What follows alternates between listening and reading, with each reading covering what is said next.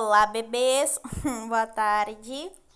Seguimos nosso estudo aqui na página 42 e continuamos, então, entendendo relações a respeito de coesão textual. Já entendemos como utilizamos os pronomes, a diferença entre pronomes do caso reto e pronomes do caso oblíquo. E agora entenderemos um pouquinho a respeito de coesão sequencial e coesão referencial, ok? Mas antes disso, nós temos aqui uma redação que foi nota 1000 no Enem em 2017. Já que no capítulo todo falamos a respeito do Enem, aqui nós temos um exemplo de redação que atingiu a nota máxima. Aí vocês farão a leitura e depois temos alguns exercíciozinhos de interpretação acerca do texto. O nome da autora do texto, qual foi o tema da redação. Então, para isso é necessário que vocês pesquisem, né, no Google, para que vocês consigam responder a 2. E ali na 3, a candidata demonstrou ter domínio do texto dissertativo argumentativo, pois apresentou em sua redação uma tese de argumentos, né? Argumentos que comprovam e uma conclusão. Indique e resuma cada uma dessas partes. Aí, antes disso, a Pro quer que vocês leiam aquele textinho que eu enviei ali no grupo, porque esse texto, ele deixa bem claro quais são essas partes. Como é que eu identifico a tese, por exemplo? Como é que eu sei qual é a tese? E aí, como ela foi defendida ao longo do texto, né? Eu tenho uma tese, que é aquilo que eu acho, a minha opinião, mas como é que eu defendo a minha tese? Utilizando argumentos. E eu não posso argumentar dizendo, eu acho que isso, não, eu preciso comprová-los, eu preciso citar nomes, referências, textos, autores, que me deem base para aquela tese, né? Eu acho porque eu li, porque eu tenho conhecimento, porque eu entendo a respeito daquilo que eu tô falando, eu sei porque eu estou defendendo essa tese, né? Não é, eu acho que isso, porque é a minha opinião, né? Eu não posso fazer isso. Até porque, assim, o meu texto não teria validade, né? Eu não conseguiria atingir a nota máxima ali no Enem, nem uma nota consideravelmente boa. Eu até consigo fazer uma redação, né? Sem embasamento, mas não vai ser a mesma nota. Então, é muito importante o conhecimento a respeito do assunto. Então, aqui, olha só. Os 3 elementos que caracterizam um texto dissertativo argumentativo são a tese, a afirmação que deve ser defendida ou debatida ao longo do texto, os argumentos, então raciocínios, exemplos ou dados que contribuem para a confirmação da tese, e a conclusão. Resumo das ideias e argumentações expostas no decorrer do texto, seguido por uma avaliação sobre a validade da tese apresentada, né? Pode até ser uma solução. Acontece o seguinte problema por isso, aí eu argumento, e depois eu concluo que esse problema poderia ser solucionado se os meus argumentos forem seguidos. Aí existe uma solução. Então, aqui o que vocês vão ter de fazer? Resumir o textinho lá. Vocês vão identificar aqui para Pro cada pedacinho do texto. Qual é a tese, quais são os argumentos que ela utilizou e qual foi a conclusão. Tranquilo? Aí lá embaixo, na página 44, eu tenho o conceito de coesão referencial. Olha só. Acompanhe a leitura e comprou.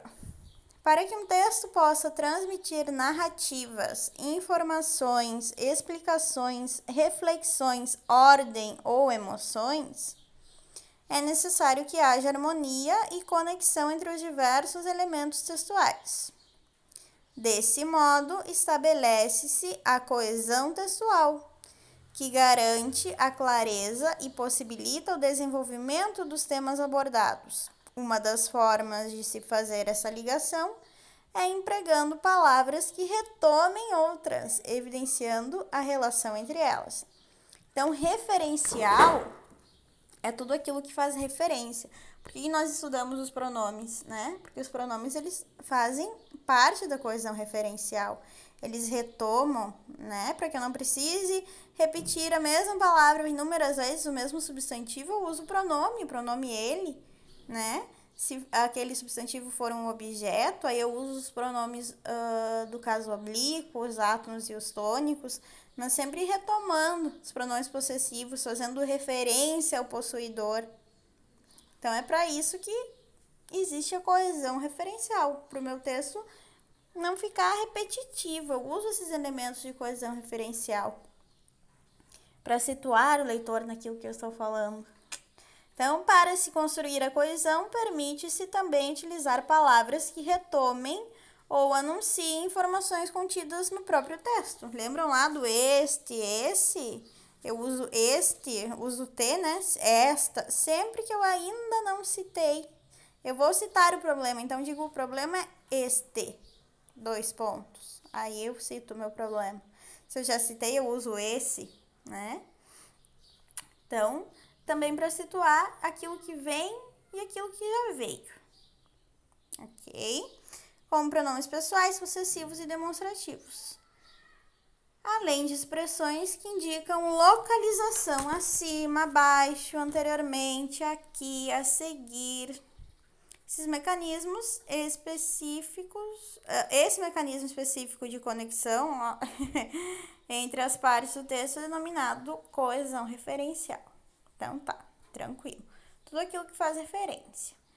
Aqui, exercícios de fixação. Para que eu consiga fazer esses exercícios, eu vou ter de sempre voltar ao texto, sempre. Então, aqui vai ser o momento de ler o texto novamente. Então, eu leio aqui as alternativas, volto para o meu texto, faço a leitura e aí eu encontro. Cada palavrinha que está em negrito está fazendo referência a alguma palavra do texto. Eu tenho que descobrir qual é a palavra. Combinado? E ali na 5, uma resposta pessoal. Em sua opinião, a conclusão do texto é satisfatória ou incoerente? Justifique sua resposta. O que vocês acharam a respeito da conclusão? E na 6 é um errinho ali de concordância. Tem uma palavrinha com a grafia errada. Vocês vão me dizer qual é e depois justificar. Aqui o que eu preciso fazer? Uma pesquisa no Google.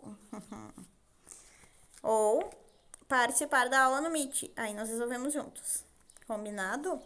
E aqui na 7, verdadeiro ou falso.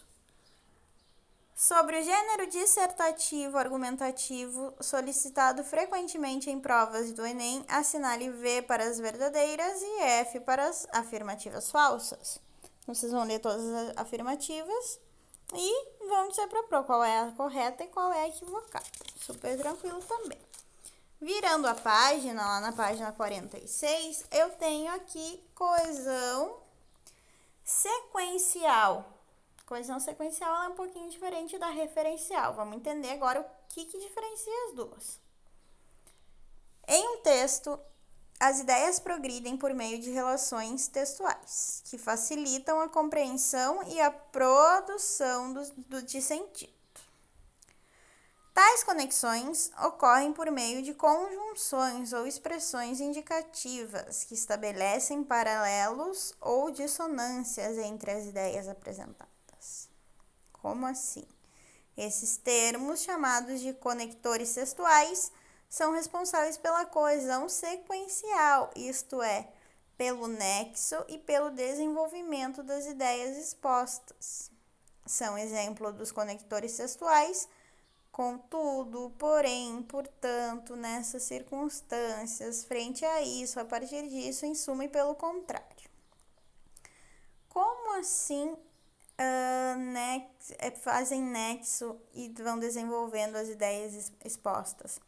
Na coesão sequencial, eu já não tenho os pronomes, né, fazendo referência a alguma coisa.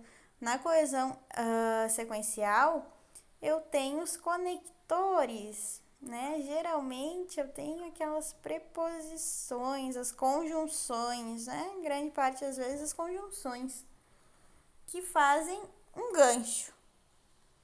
Elas emendam, elas grudam uma ideia a outra.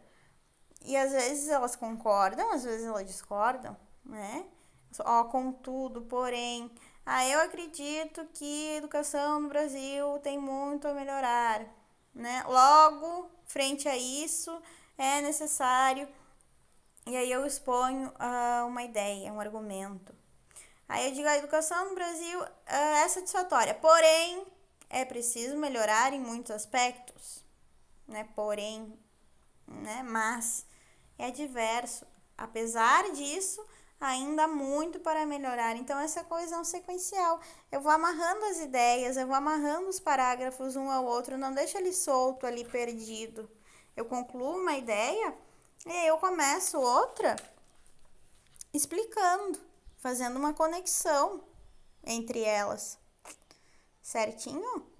E aqui, exercícios relacionados ao texto. Também vocês vão ter de voltar ao texto. Esse é um texto para nós lermos 3 vezes no mínimo antes de fazer os exercícios, ou enquanto fazemos os exercícios, que assim eu consigo acertar todas as questões. 8. Olha só, quais termos fazem a conexão entre as ideias apresentadas no texto? Então, eu vou voltar lá no texto e vou encontrar as conjunções que ela usou ali na coesão sequencial. Depois, na 9, releia os trechos a seguir e assinale as alternativas corretas quanto à construção da coesão textual. Então, vocês vão ler aqui essas 3 e depois vão marcar as corretas. Uma dica, tem uma só incorreta. Todas as demais afirmativas estão corretas. Ok? Para não vai ler todos, para o vídeo não ficar extenso. Aí, virei a página. Mais alguns exercícios. O que eu tenho de fazer aqui? Assinale a opção que pode substituir a palavra ou expressão destacada sem alterar o sentido. Então, eu troco a palavrinha e mantenho o mesmo sentido. Qual das opções manteria o mesmo sentido na coesão sequencial?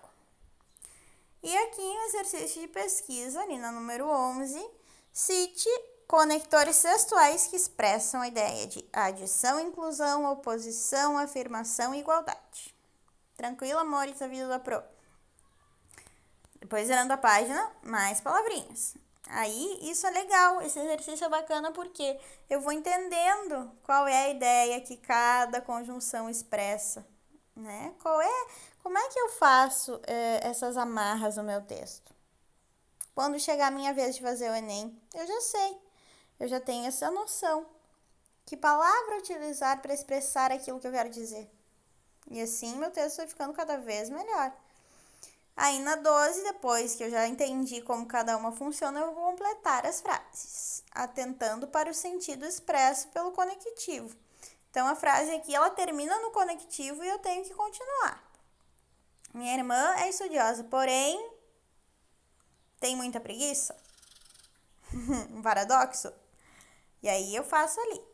Gosto de salada e, olha, adição. E mais alguma coisa. Água essencial para quê, né? Preposição. Então, elementos de coesão. E aí, vocês continuam a frase. Aí, aqui na 48, reescreva as frases substituindo as palavras ou expressões repetidas por termos equivalentes. Então, aqui a gente vai revisar lá os pronomes, né? Como é que eu jogo, que eu encaixo os verbos ali para substituir um substantivo pelo pronome. Então, aqui um exercício de fixação. É muito fácil esse exercício, muito tranquilo. Bem tranquilo mesmo.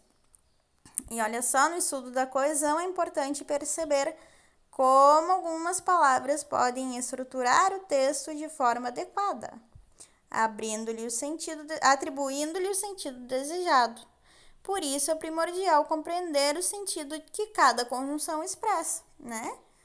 Essa informação a mais. Se eu sei o que cada conjunção expressa, eu sei exatamente qual conjunção utilizar para dizer o que eu quero, né?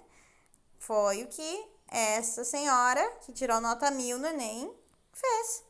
Ela conhecia, ela dominava os elementos conectivos e também os elementos científicos ali, né? Os textos, ela tinha conhecimento a respeito daquele assunto, então sabia como colocá-los ali no texto. Certinho? Então, encerramos na página 48, exercício 13. E na próxima aula é a nossa vez de produzir. Combinado, amores? Então, bons estudos. Qualquer dúvida, chame a pro. Nessa aula a gente vai ter de pesquisar bastante, certo? Então, para que eu consiga responder já lá a segunda questão, eu preciso de uma pesquisa. Tranquilo? Então, usem o Google, usem o dicionário, caso vocês prefiram.